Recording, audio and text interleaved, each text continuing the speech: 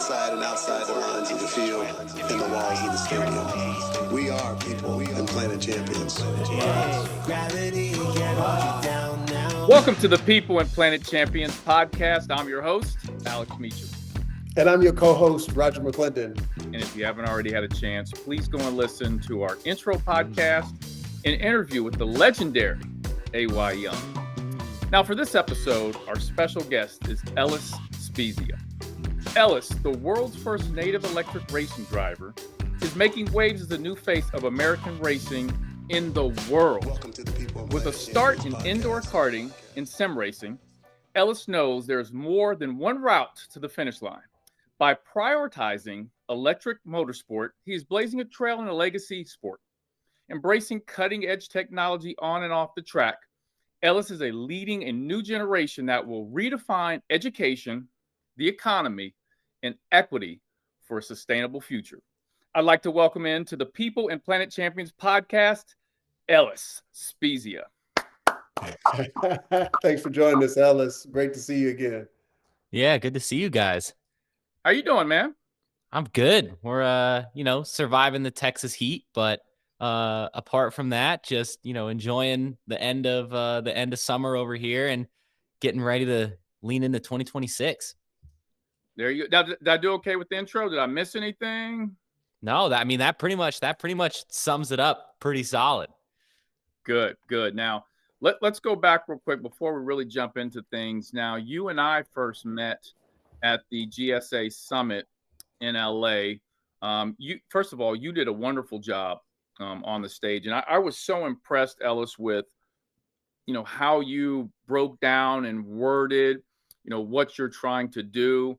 And being so young, a lot of people can't take a stage like that and command the stage the way you did. And it was very, very impressive. I was also very impressed with your mother. I mean, what a sweet person. And then we took a picture after, and, you were wearing the Air Jordan 1s, man. So we bonded right there on sneakers. Absolutely. I mean, that was, it was great to obviously worked with GSA a lot before that, the summit, and to go to meet everyone in person and then get to share a little bit of what I do was super, super cool. And it was another first taste of being at one of those back in the States, which was amazing. To kind of be back at home. And yeah, it's been awesome to get to know both of you as we've worked together, and that I've been out there driving on track. Yeah, Absolutely. Do you collect sneakers, or is that just you got a couple here and there? A little bit. I think if racing wasn't so expensive, I'd collect more. It takes up most of the fun budget. Yeah. But that being said, anytime I luck out with a drop and sort of win the raffle to get them right off the rip, I'll jump in. And that was mainly, back when I was doing all the conferences in Europe, is, the sneakers was kind of a way to just bring a little taste of America to the stage, just kind of a little taste of home as we're over there. We're, doing it a little different. Yeah, Ellis, so I was going to jump in. What size are you? Because I'm size. So for Nikes, I'm a size 11. So it gets I knew you were going to say that. So Alex is the man. So if you didn't know, he is the world's. I think he's one of the top in the world collectors of Air Jordans. He's actually designed some of the Air Jordans in the past. Now he won't tell you that he's a humble guy, but he also won't tell you he's size 11. He's got this collection. So we can talk afterwards, Instead of racing for pink slips, we'll just race for some Jordans. Absolutely. That's a solid bet. You get us on the track, and then Alex can get us to the Jordans. For sure. Yeah. That's thanks, Raj. Thank you, man. Well, listen, Ellis, we're very, very excited to have you on the podcast. And I think, like with most podcasts, we like to go through your journey, right? We're going to learn a lot about what you're doing now and in the future, but how did you arrive here? So let's kind of go through this journey, and Roger and I are going to go back and forth with some different questions. Tell us where you're originally from and how your childhood has shaped who you are today. Yeah, I mean, I was born in Florida, so I was for the first probably 3 or 4 years as a little kid. That's where I grew up. What part? I was in. So we were sort of by like West Palm Beach, around that side. And that was, I don't remember much. I was a little young. The most of my childhood was spent in Hoboken, New Jersey. So that's where I, probably as far from motorsport as you could get is, Hoboken, New Jersey, New York City. But that's where I sort of just over the years, I mean, first video game I played was Burnout Paradise City. First racing game I really remember playing a lot of was Forza Motorsport, 3. And so that kind of shaped into my love for cars. It started with video games. My grandfather always was a huge car guy, and my dad never really took an interest. So when I did, that's kind of how we bonded, was over, anything with an engine and wheels. So that, now has evolved to motorcycles, 19 years later, but it's definitely been a big part of my life. Was a lot of, games on the Xbox, just driving everything I could.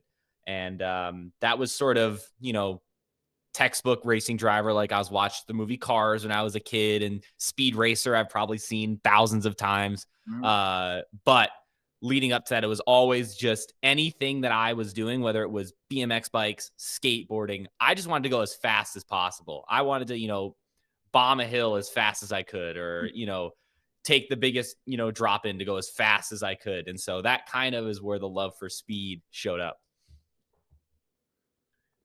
Now, growing up, were there other sports you were really into? What was your best sport? Man, I mean, I was always leaning in like the action sports side. I played basketball a little bit growing up. I was an okay point guard, but I kind of topped out at like 5'10", so that dream disappeared real quick. But apart from that, I was always, BMX, skateboarding, surfing, that kind of side of sport. And that really was just my jam. I always loved the kind of like high risk, high reward, extreme sports side of things. So that was kind of where I leaned into growing up, especially in a more urban environment where the BMX and the skateboarding is a little more, prevalent. Yeah. And, you mentioned basketball. I mean, you know how great of a player Roger was, right? No, man, that's way before he was born, Alex. He hasn't gone on YouTube and looked at any though.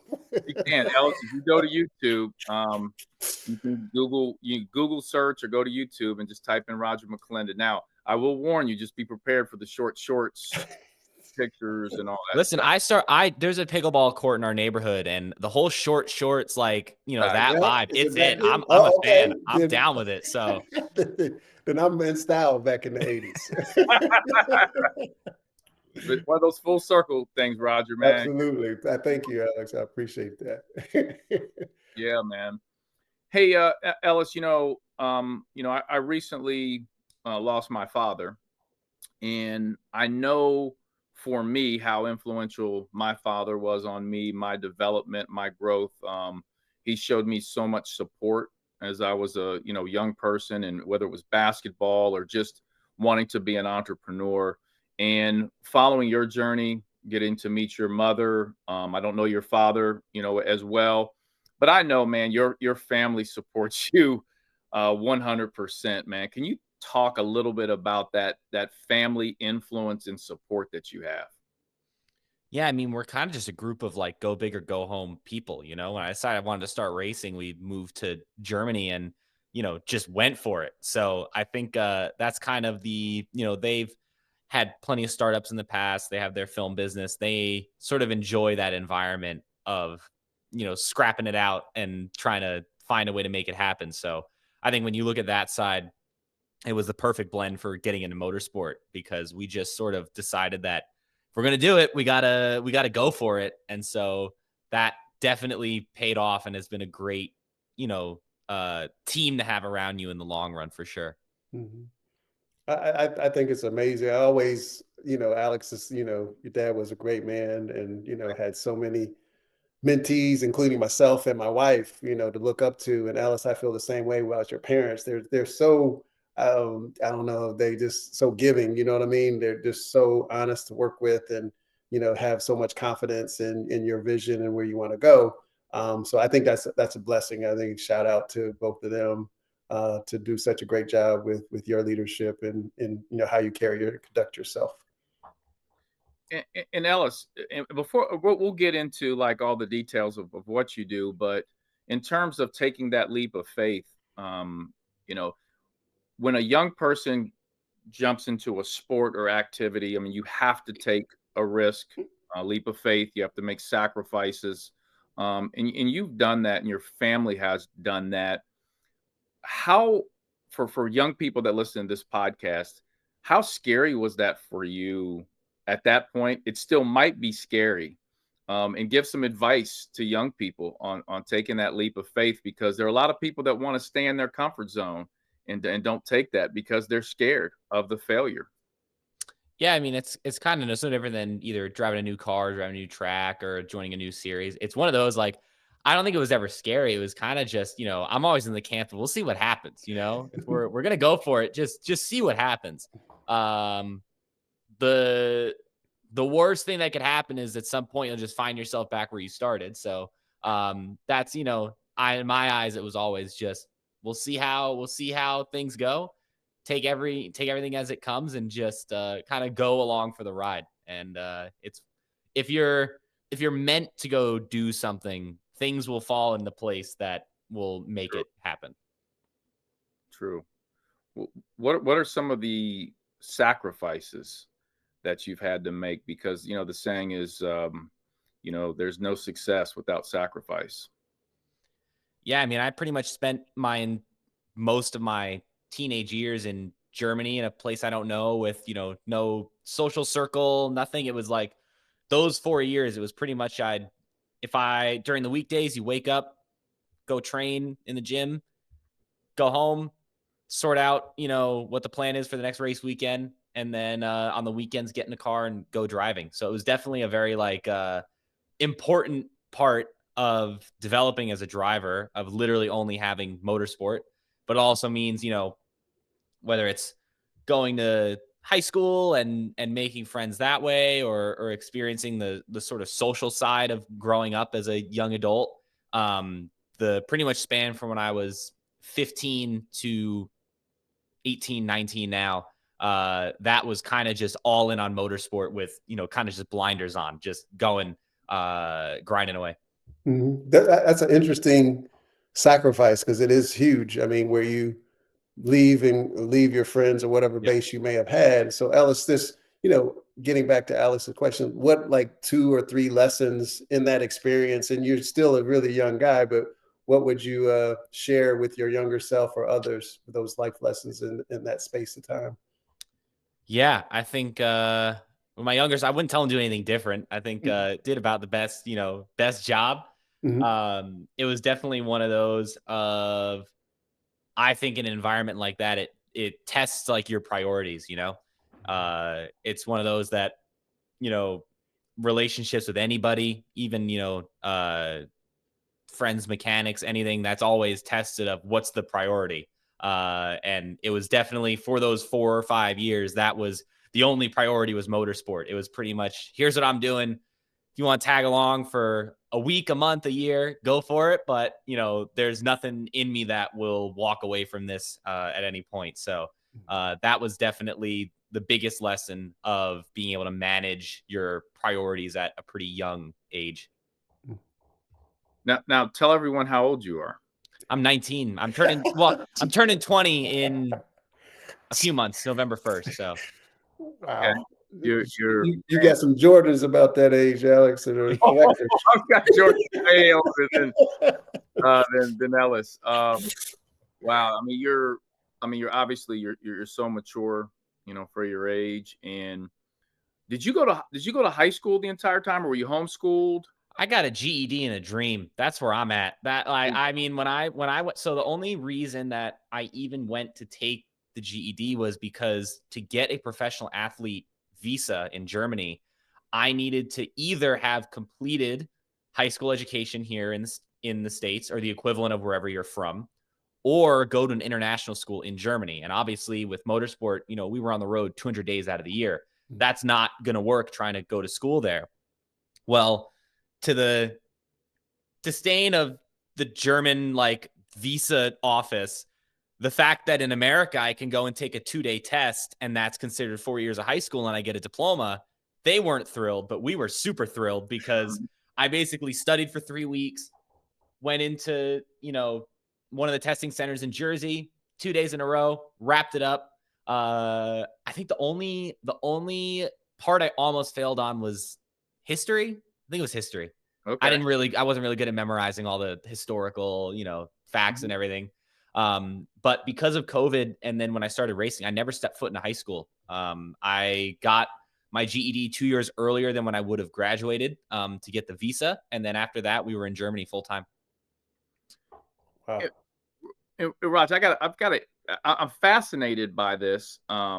So part of you miss, and I've talked to different people that, I know some basketball players that never went to college.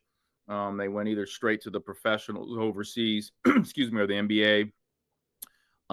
There are many people, the Michael Jacksons, he never went to high school. Do you, excuse me, part of you miss that experience? I mean, listen, when it comes to like high school, college, I think in one way I'm grateful for what I decided to do, because I feel like it kept me out of a bubble almost. I think it's really easy when you're in the typical education system to kind of be in this little bubble, where you're an adult, but when you're in college, all you really have to worry about is your classes. And, if you're in student housing in a dorm room, you're kind of, just in this little bubble where all you're focused on is either working towards something you're passionate about or finding what that is. So I'm definitely, now that we're back in the States, having an absolute blast, and get to go out and make up for a little bit of lost time with some of the more fun events out there. Yeah. Roger? Yeah, Alex. Well, no, it's a good segue, because thinking about your next move and, just some of your interactions you've had this year, the 2025 NASCAR Chicago street race, I saw you, you were doing it, you were interviewing. So talk about transitioning from, this experience in Europe, and then now getting back to the States to connect with some of these big series and these big brands like NASCAR and ABB. So give us a little bit of background, if there's a good segue, Alex, to that conversation. Sure. Yeah, I think it's one of those that there's just a little more leverage here in the States. They get the whole picture more, but in Europe, it's very legacy. They just want to, everyone sort of does their thing the way it's been done for the past however many years that motorsport's been around. But when you look at what's going on here in the US, we're talking with a lot of things that are in the works in the background, that even we can't talk about publicly yet, which I'm super excited for. And it's just, I think making the shift into that is, we're already in the past 8 months of being here in the room with all the right people. And so that's the key. I definitely think that coming back to racing in America has been awesome. It's a vibe that I really enjoy. Again, if anyone hasn't watched our Grid Life Road America recap videos that we've been posting yet, it's insane. I think America is the only place where they combine an EDM like rave festival with motorsport. So stuff like that, of combining the entertainment into the car racing, I think is the key. And this is the only place in the world that's really doing that all the way. Love it. Love it. Love it. That's now segue to Formula E, because ABB is one of the big players, and, their technology. I actually worked for them for a short period of time when I was back in my AI days, back in electrical engineering. And they've always been a fascinating, cutting innovation driven type company. So tell us a little bit high level what you can share with Formula E, their format, and ABB, and some of the technology that you're seeing come to life. I mean, listen, we're still after Formula E. We've been asking them to put me in one of their cars for years now. So the ball's kind of just in their court. If there's anyone with a resume that's ready for that, it's me. Mm-hmm. So when it comes to Formula E, we're that's whenever they're ready to put me in a car. Mm-hmm. But the NASCAR project with ABB is super interesting.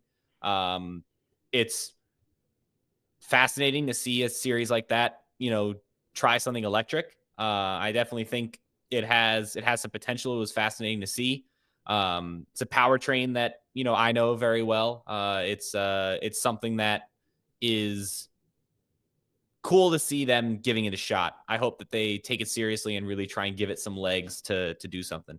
Yeah, we got to convince Alex. He thinks the battery is going to run out. So I got a Tesla that I've proven out, but I'm trying to convince Alex. He got that hybrid, but he don't want to go all the way. So You're right. I think Ellis, we can get him over the hump at some point when Oh he yeah, makes his next investment. absolutely.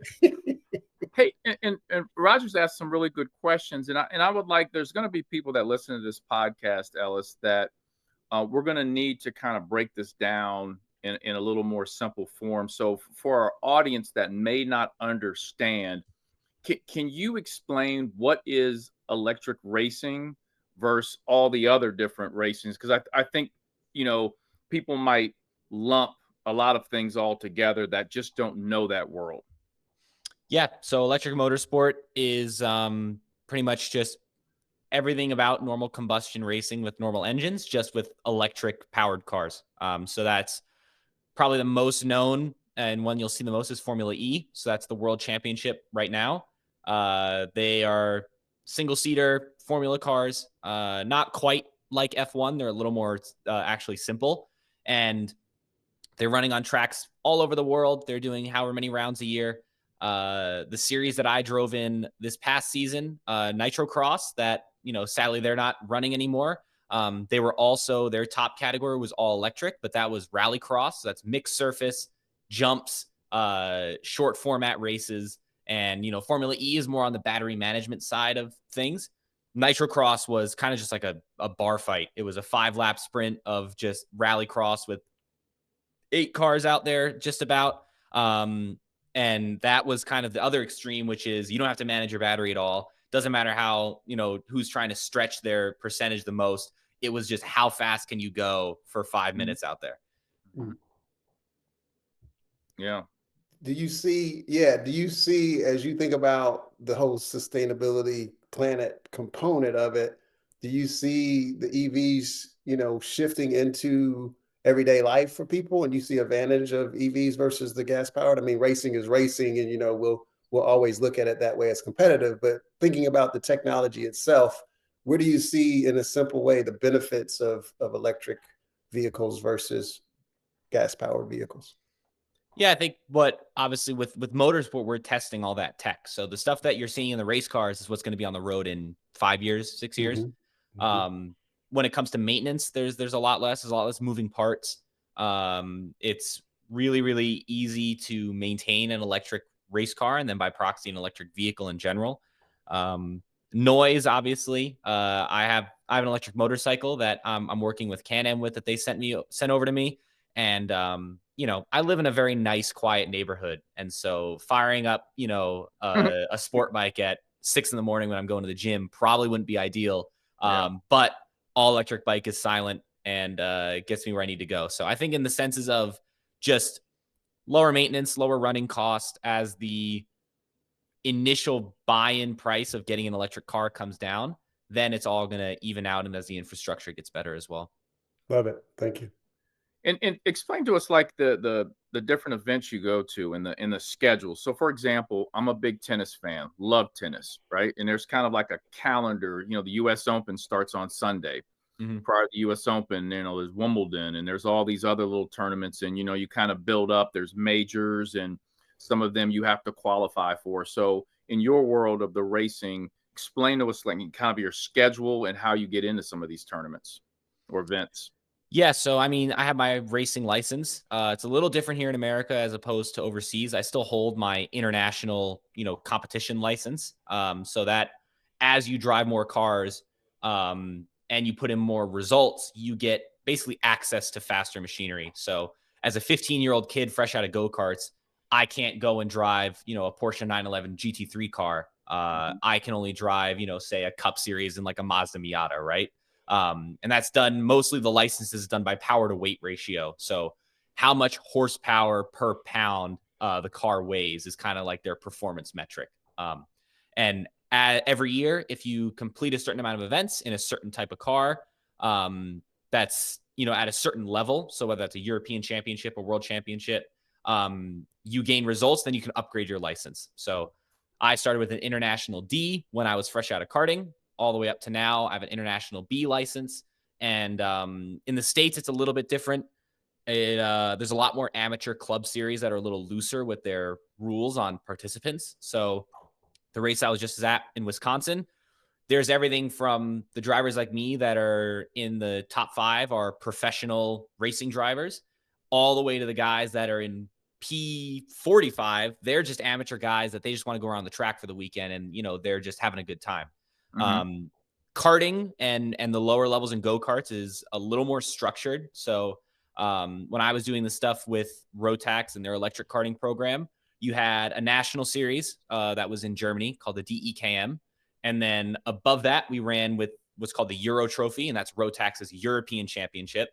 And over the season, winning events and those titles, you got a ticket to the World Championship at the end of the year. And that means that, say for our grid, there was 18 of the best drivers over the course of the year all get together for this one race that's a week-long event. So it's kind of like a different qualifying system that's unique to karting like that. Is it's you have to actually win a ticket to go to the World Championship.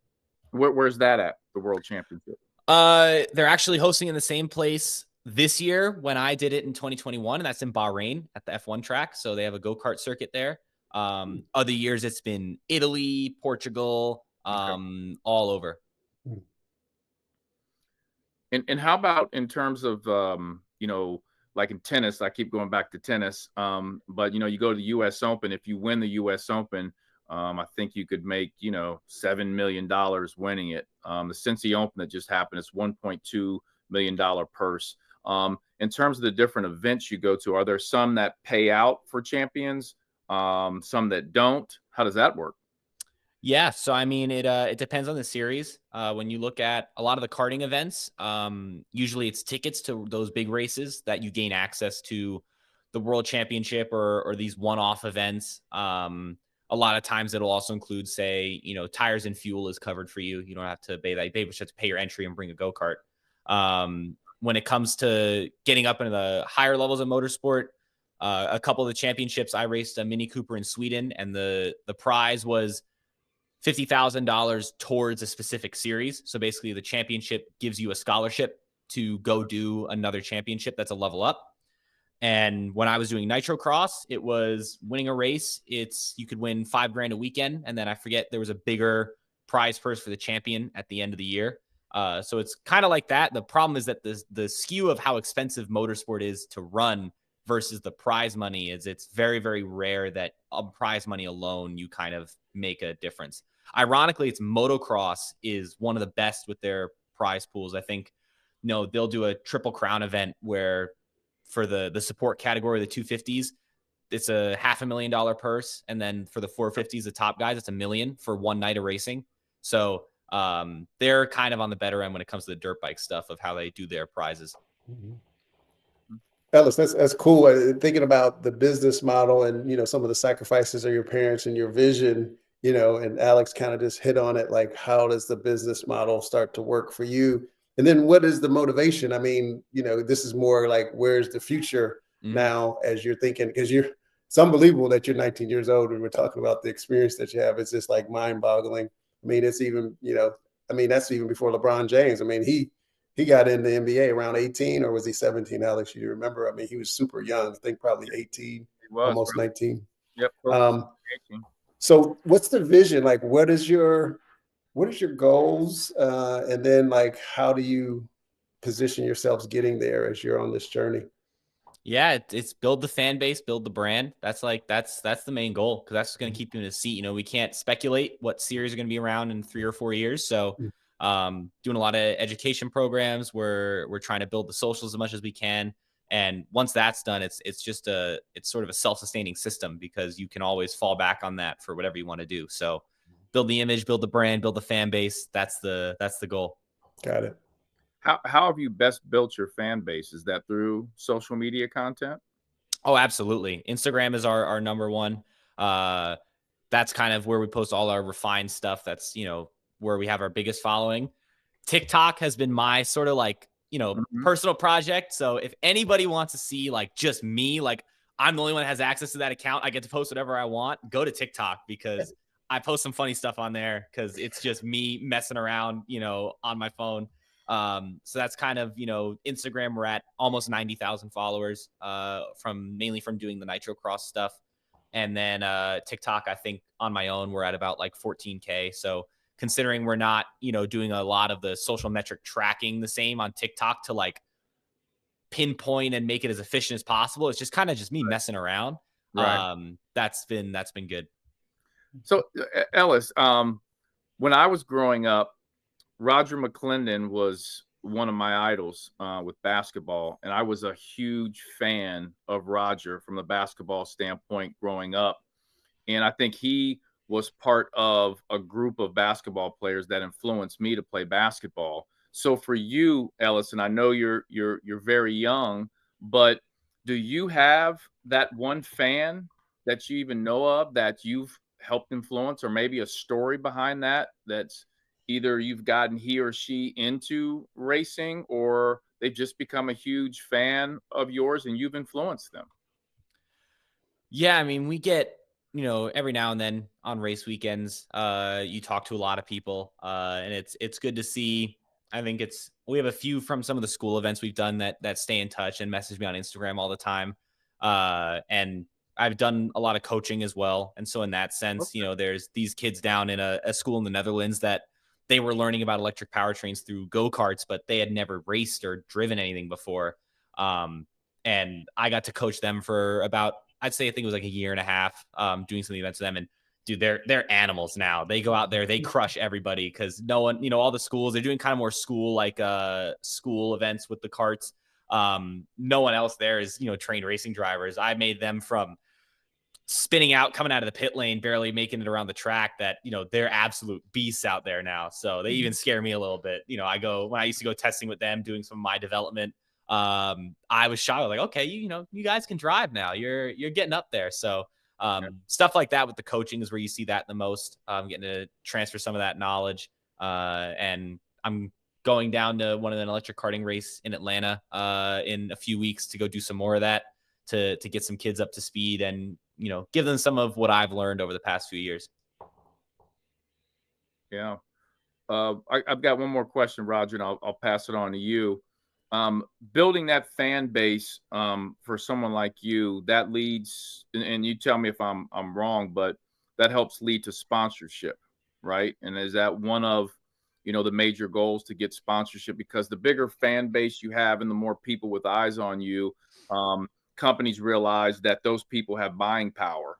And if Ellis tells them, hey, this is the product I'm using, you're going to have the masses go out and get that product. Yeah, absolutely. That's, I think, where most of our sponsorship will come from, is not even just being on the car. It's just the social media. They want Instagram posts. They want Instagram reels. I'm young. I'm, impressionable on our fan base that we've built. So that's definitely the key for sponsorship, is people wanting to leverage that market. Roger? Yeah. So Ellis, I mean, your focus is so intense on this.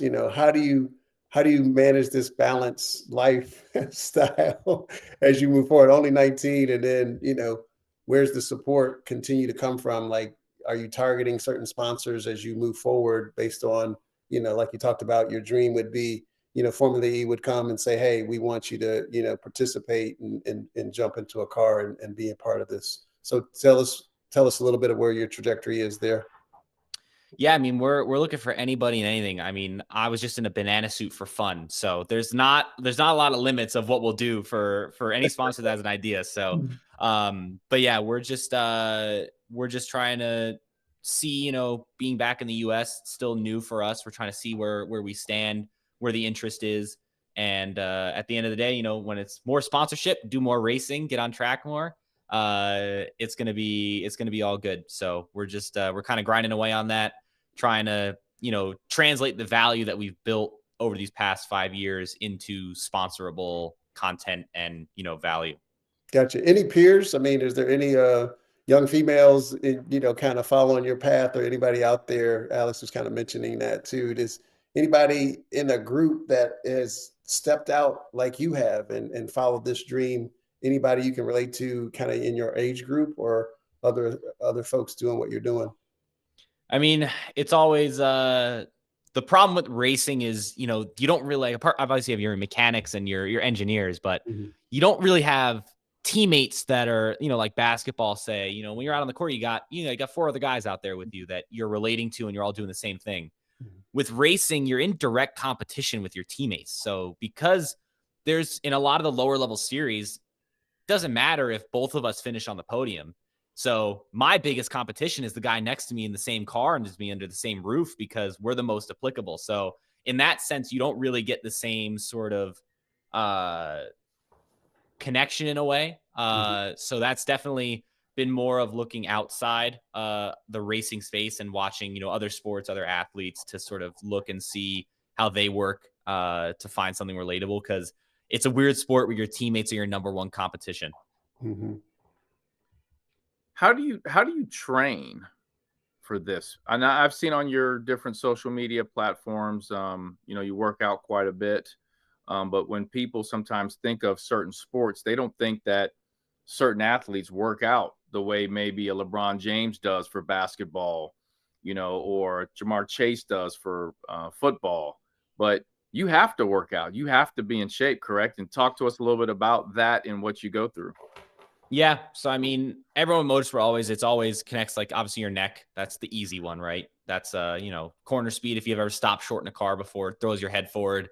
We got a 5-pound helmet on our head extra. So everything's magnified. But one of the main things is, a lot of, say, the car I drove in Wisconsin, no power steering, no assists, no nothing. So if any of you have ever had a power steering pump go out and had to drive around, we're doing that, except we're going, 140 miles an hour taking corners. So that wheel is trying to get ripped out of your hands every single time you're going.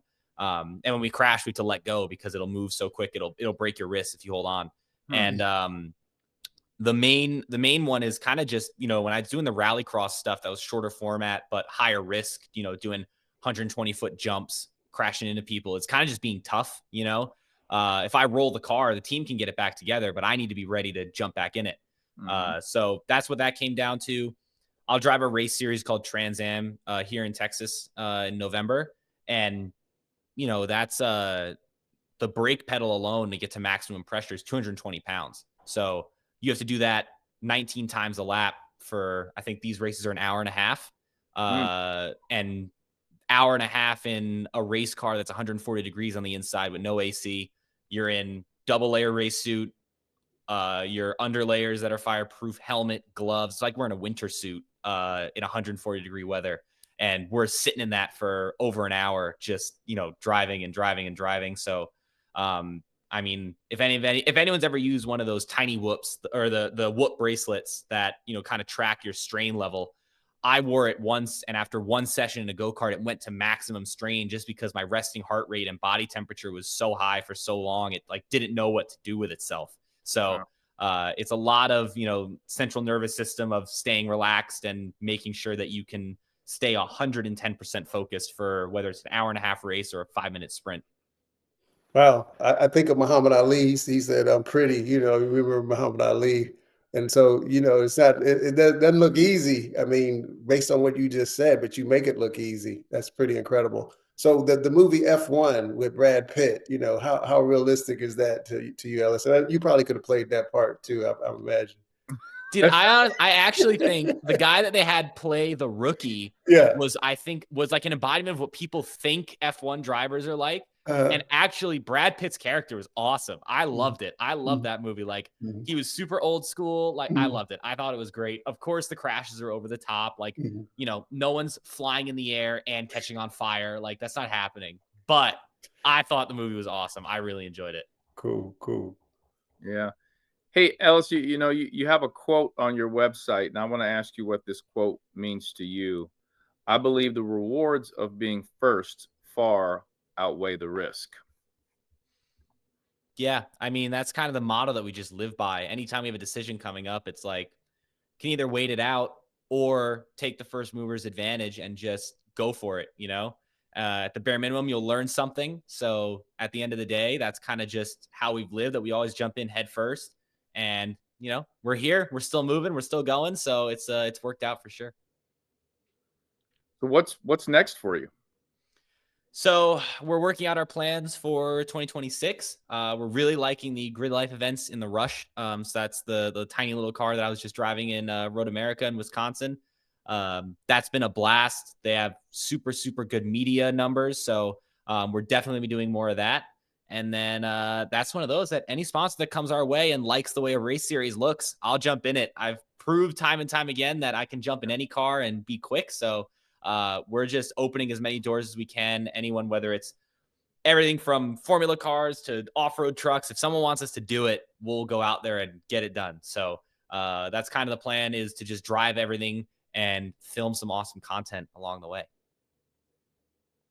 Roger? Yeah, no, Ellis, it's always a pleasure, though. I think we're inspired by you. We continue to be inspired by you.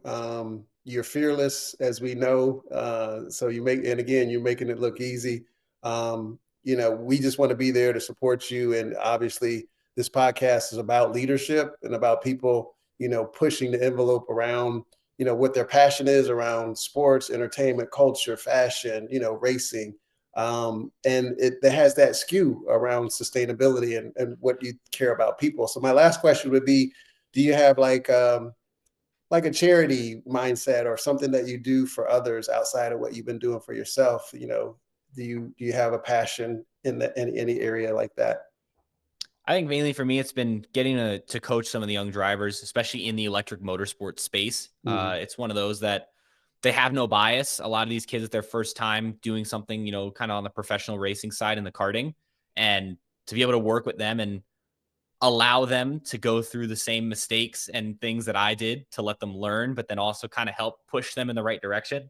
I enjoy so much. That's why I'm going down to, a track in Atlanta in 2 weeks, just to go out there and, give them some of my knowledge that I've learned, put down some hot laps for sure. But it's mainly getting to coach the younger kids and watch them, do the same stuff that I was doing when I was, wonderfully naive and just pure excitement around the sport. Like, that's the best to watch, those early years when you sort of just everything is so exciting.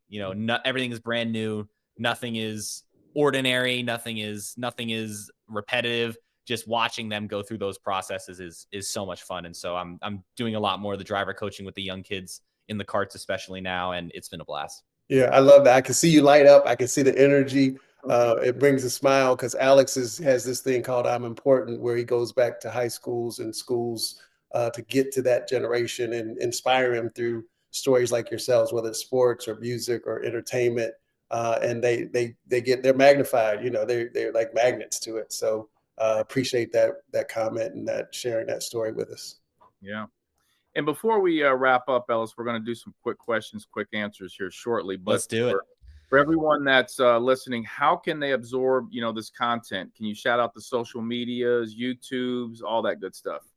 Yeah, basically Elysium_racing, literally anywhere, whether it's TikTok, Instagram, Facebook, YouTube. That's where we post everything. So Instagram is the most up to date. That's where we're doing everything. Like I said, if you want to see some goofy stuff of me just messing around, go to my TikTok. That's where it's at. And if anyone wants to reach out at all, TikTok's also a great place, because my inbox just isn't absolutely chaotic. So any young drivers that have any questions, or anyone that just, wants to say what's up, have a chat. My DMs are always open to just, say hello. Always happy to make new friends. And yeah, we're post as much content as we can. We've got a couple crazy things coming up the next few months, so it's going to be a good time. Yeah. All right. Let's jump into the quick questions, quick answers. Number 1, favorite sneaker of all time? I mean, I think it's the Jordan 1 highs. I mean, I remember the Christmas that I got the Lost and Founds that I wore on stage at the GSA Summit. That was, top experience right there. So definitely the Jordan 1 highs. I knew I was going to like you right away when I saw your sneakers and I heard you speak. I said, I've got to meet this young man. All right. Question number 2. Besides Roger McClendon, who's the most famous person you've ever met? Oof. There's a photo of, I forget how old I was. It's me and LeBron James, and I think that's pretty up there. That's wow. I think we'll share that one. I'll share that one with you guys after the podcast. I'll send it over. that's a photo. That was back when he was on the Heat. I had the Miami Heat jersey on. That was a good one. Tell us the story. My parents filmed his wedding. That's what? Yeah.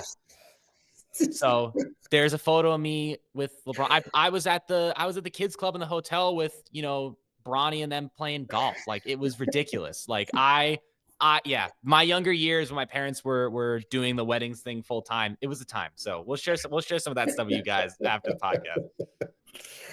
That's cool. I love that. I wasn't expecting that one. Oh yeah. That's good. My third and final question, 5 years from now, what will you be doing? I mean, of course, the goal is to be in a seat. I think I just love to be doing what I'm doing now, but better, more efficient, more knowledgeable about, the space. So I think in 5 years, if I can just be a little smarter, a little more efficient, and just, a little further along up the ladder, driving something maybe a little bit faster, I'll be a happy man. Yeah. Roger, any other? No, man. I mean, you got the look. I tell you that. The girls are. It was meant to be the Italian genetics. It took me right to racing driving. That's what I was going to say. I was going to say you got that Italian thing going. Oh, man. yeah. You wear it well, but you're tough underneath, and it's not like I see your heart and your passion, and again, you're an inspiration not just for young people but for all of us. Following your dream, taking a different path. And then with your parents and folks and all the support you have, it's a beautiful thing to watch. And so we just wish you continued success. Anything that we can do. I know Alex, I speak for him too. We're here for you, and how we can magnify, your message and the things that you're doing, we're going to do. So it's just an honor and pleasure to have you on. So thanks for spending time with us. Absolutely. Yeah. Looking forward to talk with you guys some more. I think next time we find ourselves nearby, we're going to get both of you guys in a ride along on a track at some point. So we can see how many laps you last. Yeah. Most people get about 2 or 3, but it's a good time. We'll find something fast to rip around a track, and you guys can jump in the passenger seat. I'm going to start training now. Alex is already in shape. I got to start. I'm ready. Now, Ellis, listen, I'm adventurous. I like trying different things. I'm not. So other sports, Roger's like this.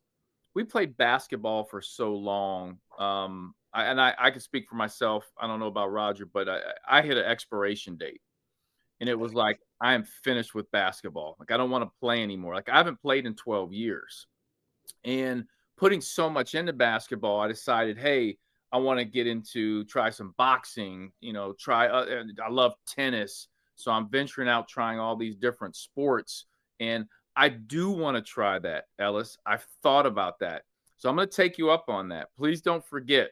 Awesome. Hey, let's do it. We're, I got some good friends around the US that either own racetracks or own race cars or both. So I got my coaching certification now, so I can do in-car coaching officially, and we'll get you out there. But ironically, talking about switching, apart from my main passion, motorsport, I've actually always wanted to be a hibachi chef. So that's on the bucket list. Like Benihana, just, love it. Cooking up. Like, what? And everyone ever asks me, what if racing doesn't work out, what are you doing? My immediate reaction is hibachi chef. So I think that's a content play too. We get you guys in a race car, get me behind the grill of a hibachi, and let's do it. It's on. We got to put it on the calendar. I'm all in. I'm all in. So yeah, for sure.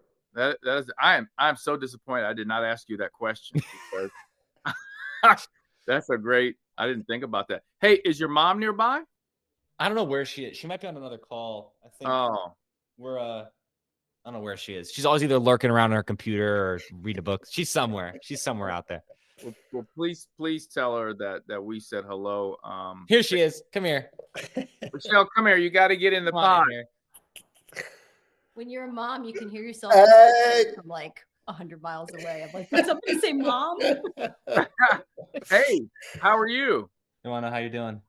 How am I doing? Do you want the real honest answer, or do you want the everything is great, we can't wait for 2026? That one. That one. That's the one. Life is good, life is hard. Oh, yeah. Yeah. Related. Talking about how I want hibachi. If there was going to be a backup plan or a sponsorship opportunity with Benihana, let's do it. That's a good idea. I like that idea. I love that. Good. Well, listen, They know I can't hear them, right? Yeah. She can't hear us because he's got the headphones on. Gotcha. And we're going to need to do a follow-up podcast at some point. One thing I love is I love seeing people's journey, because a lot of times, especially with young people and even adults to some extent, everyone likes to latch on to people when they've reached a certain height. Like everybody wants to be friends with Steph Curry or this person, that person, right? Because they've reached a certain height. But it's always cool to get to know somebody along their journey, right? And watching you along your journey, and hopefully Roger and I can continue to be part of that. And I'd love to do a follow-up podcast in the future. Absolutely. Well, hopefully by the time we do, I'll be driving even cooler stuff, jumping further, just doing crazy stuff in fast cars. We'll make it happen. Absolutely. Well, we'll continue to follow you. Thank you for getting us your connects. And, absolutely. Thank you guys. Yeah, absolutely. And we want to thank everyone for listening to episode 2 of the People and Planet Champions podcast. Sports Bros.